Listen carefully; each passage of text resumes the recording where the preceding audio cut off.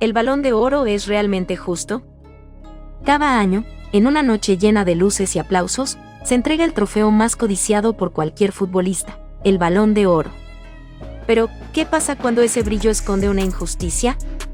¿Y si te dijera que algunos de los ganadores jamás debieron levantarlo? ¿Que ciertos jugadores históricos fueron ignorados a propósito, o por algo aún más oscuro? Durante décadas, el Balón de Oro ha sido visto como el termómetro que mide la grandeza futbolística, pero hoy vamos a encender otra llama, la de la duda. ¿Es este premio tan justo como parece? ¿Quién vota realmente? ¿Bajo qué criterios? ¿Son los goles más importantes que el liderazgo? ¿Influye el club, el país o incluso el idioma? ¿Y qué hay de las campañas mediáticas, los patrocinadores o los intereses políticos? Algunos dicen que es cuestión de marketing. Otros, que es pura geopolítica futbolística. Pero, ¿qué opinas tú? ¿Te ha parecido justo cada ganador en la historia del Balón de Oro? ¿Recuerdas alguno que te hizo gritar, esto es un robo? Comenta abajo. Porque lo que viene no es una lista cualquiera. Es una travesía por los rincones más polémicos, debatidos, y para muchos, dolorosamente injustos del fútbol. Pero antes de revelar el primer caso, te hago una pregunta. ¿Y si el mejor jugador del mundo alguna vez fue ignorado, por no ser mediáticamente correcto? La historia comienza en 1996, pero no es con Ronaldo Nazario como muchos creen. 1996, un año de grandes estrellas, goles memorables y promesas que encendieron estadios. Pero también, un año donde el Balón de Oro cayó en manos del hombre equivocado. Al menos, eso es lo que muchos aún defienden. La edición de ese año se la llevó Matthias Sammer, el líbero alemán del Borussia Dortmund. Sí, era un jugador tácticamente brillante, líder en la Eurocopa ganada por Alemania. Pero, ¿realmente fue el mejor del mundo? Mientras tanto, en lo más alto del fútbol europeo, un joven brasileño de 20 años hacía magia en el FC Barcelona, Ronaldo Nazario. En esa temporada, marcó 47 goles en 49 partidos, dejó defensas en ridículo, fue campeón de Copa y Supercopa, y se ganó el apodo de O Fenómeno sin discusión. Entonces, ¿cómo es posible que el jugador más devastador del planeta no ganara el Balón de Oro? Algunas fuentes apuntan a que, como Ronaldo pasó del PSV al Barça a mitad del año, los votos se dividieron entre ligas. Otros dicen que Europa todavía no estaba preparada para rendirse a los pies de un sudamericano tan joven. ¿Racismo encubierto? ¿Desconfianza al talento precoz? Y lo más extraño, es que ni siquiera quedó segundo. ¿Qué sentido tenía? ¿Qué estaba pasando realmente tras bambalinas en la redacción de France Football? ¿Fue una decisión técnica o política? ¿Crees que el Balón de Oro 1996 le fue robado a Ronaldo Nazario? Y si fue así, ¿cuántos otros casos hubo como este? A veces, el fútbol no premia al mejor, sino al más querido. Pero, ¿eso es justicia o sentimentalismo? Año 2000. El mundo aplaude de pie a un guerrero francés. Pero al mismo tiempo, ignora por completo al verdadero arquitecto del año. El Balón de Oro 2000 fue entregado a Luís Figo, el extremo portugués que había protagonizado el traspaso más polémico de la historia, al pasar del Barça al Real Madrid. Fue un año intenso, sin duda, y Figo fue determinante en varios momentos. Pero, ¿fue el mejor del año? Al otro lado del campo, un artista italiano lo había hecho todo. Francesco Totti, líder de la Roma, jugó como un emperador, técnica, visión, liderazgo y goles.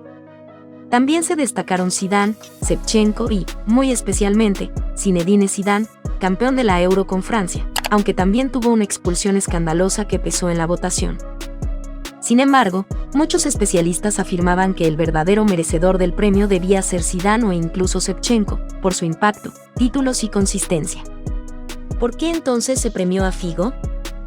Hay quienes dicen que se trató de una decisión diplomática, premiar a alguien que venía de cruzar la frontera del escándalo, como un intento de blanquear su imagen y fortalecer la nueva era galáctica del Real Madrid.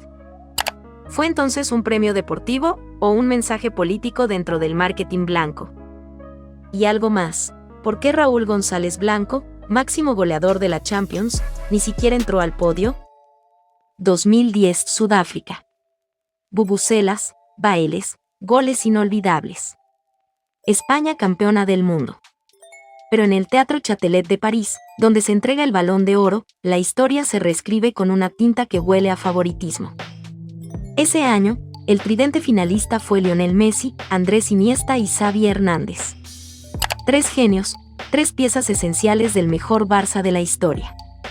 Pero había algo más. España acababa de ganar su primera Copa del Mundo, con Iniesta marcando el gol más importante de la historia de la Roja. El mundo entero aplaudía su humildad, liderazgo silencioso y genialidad. Xavi, por su parte, había sido el metrónomo de España y del Barça, campeón de Liga ese mismo año. Y entonces, Messi gana el Balón de Oro. ¿Pero cómo? Messi no brilló en el Mundial. Argentina fue eliminada en cuartos por Alemania con una goleada. ¿En qué se basaron los votos? Las reglas decían que se debía premiar al mejor jugador del año natural, pero nadie sabe qué pesó más, el club o la selección, los goles o los títulos, el marketing o la justicia. Las redes ardieron. Hasta periodistas franceses, los creadores del galardón, criticaron la elección. Muchos futbolistas, entrenadores y exjugadores afirmaron sin rodeos, Iniesta debía haber ganado. Algunos teóricos dicen que la maquinaria comercial del Barça y Adidas empujó la balanza. Otros, que Messi ya era el rostro de la era moderna y no podía quedarse atrás. ¿Fue este el Balón de Oro más injusto de todos? ¿O simplemente Iniesta nunca tuvo el carisma mediático necesario? Imagina un premio que cambia las reglas en medio del juego, justo cuando uno de los competidores más lo necesita. Suena absurdo, ¿no? Pues eso pasó en 2013. Y no fue una coincidencia. El Balón de Oro 2013 parecía tener un destino claro. Frank Ribéry, campeón del triplete con el Bayern Múnich, Bundesliga, Copa y Champions, había sido pieza clave durante toda la temporada. Fue el más decisivo, el más dominante, y el rostro de un equipo invencible. Pero entonces, algo pasó. Las votaciones cerraban a mediados de noviembre y Ribéry iba en cabeza.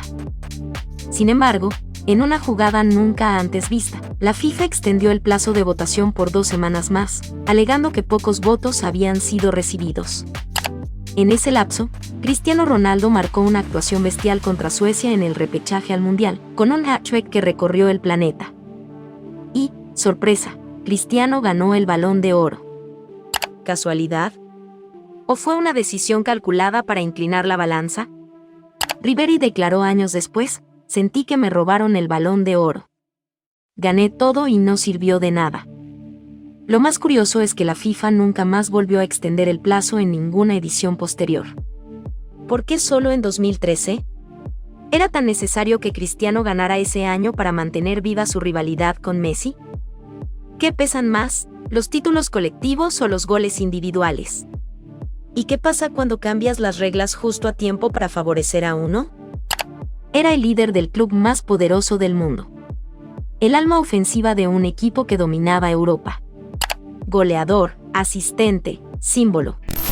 Pero, cuando llegó el momento de premiar al mejor jugador del año, simplemente fue ignorado. ¿Por qué?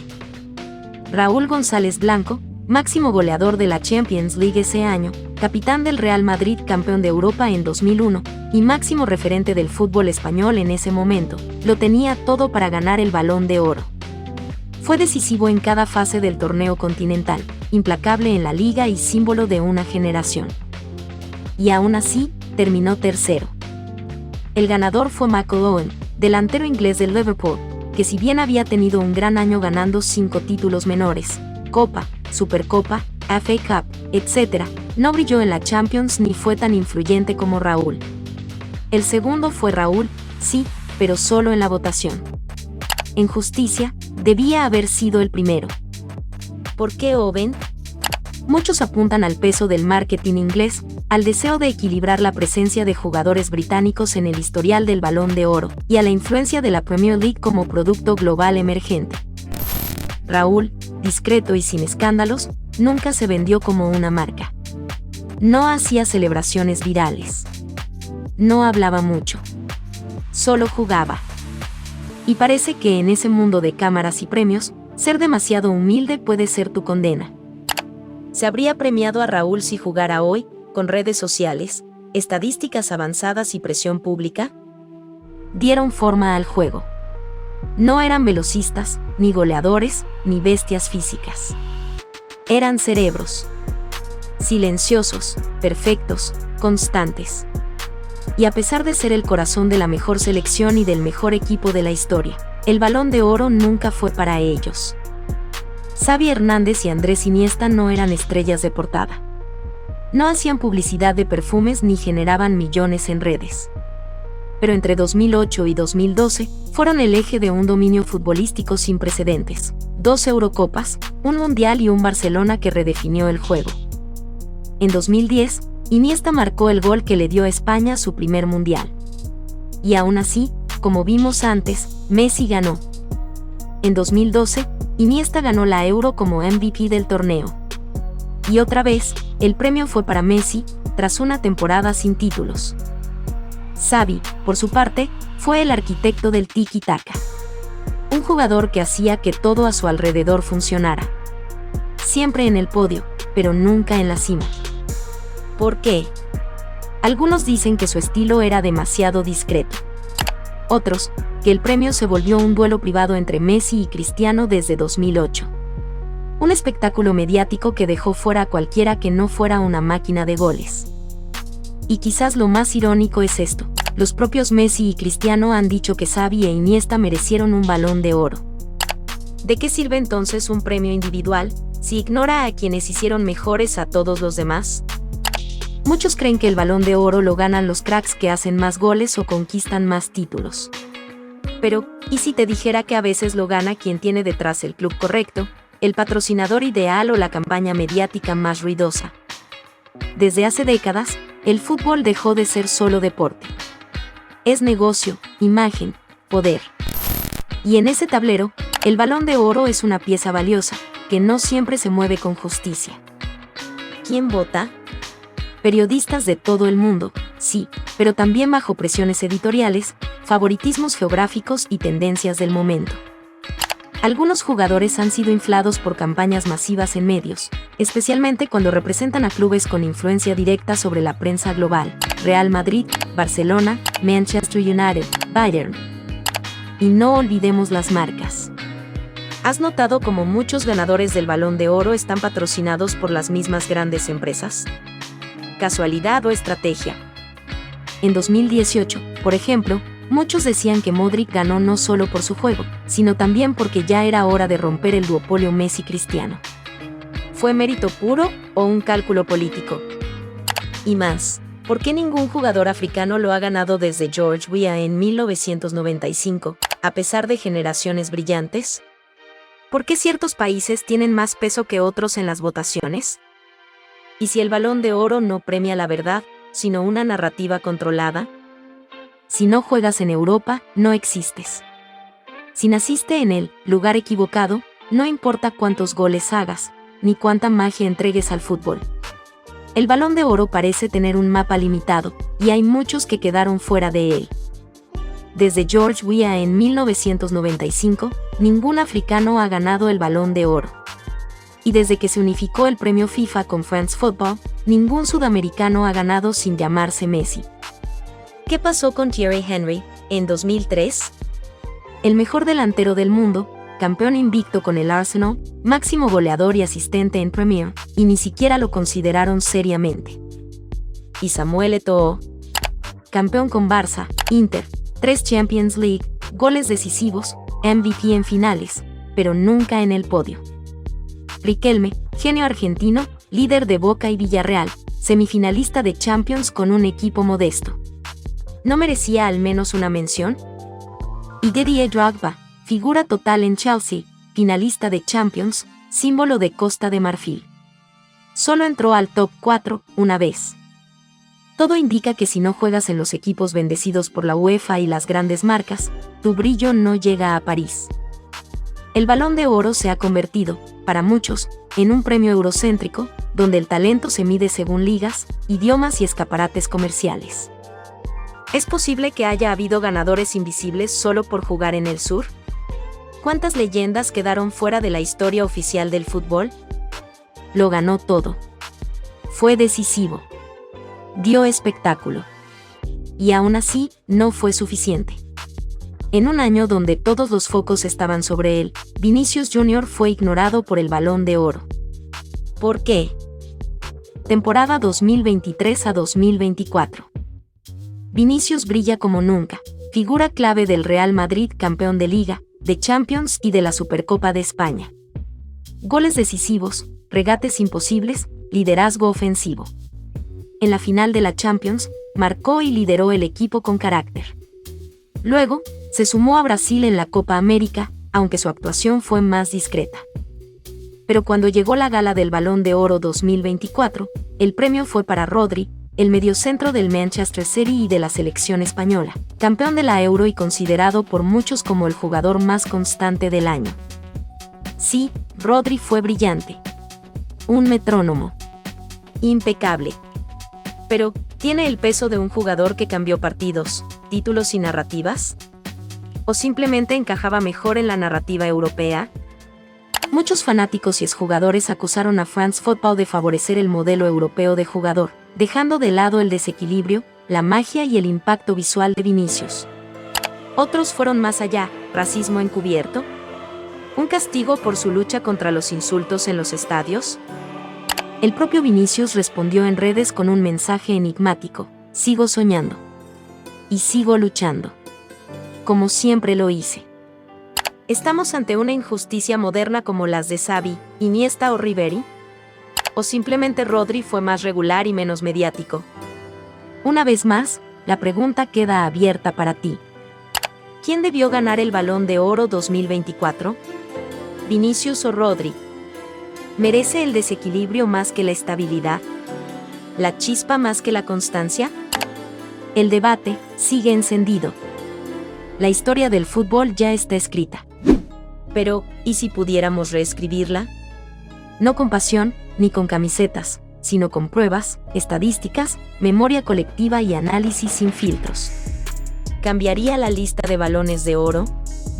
Imagina aplicar hoy inteligencia artificial, análisis de rendimiento avanzado, revisión de títulos, influencia táctica, partidos decisivos, impacto global, sin importar el club, la nacionalidad o los patrocinadores.